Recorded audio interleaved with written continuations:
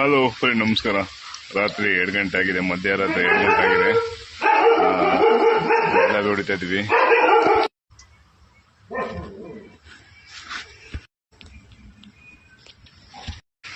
ನೋಡಿ, ಜಿಲಾಬಿ ಚೆನ್ನಾಗಿದೆ ನೋಡೋಕೆ.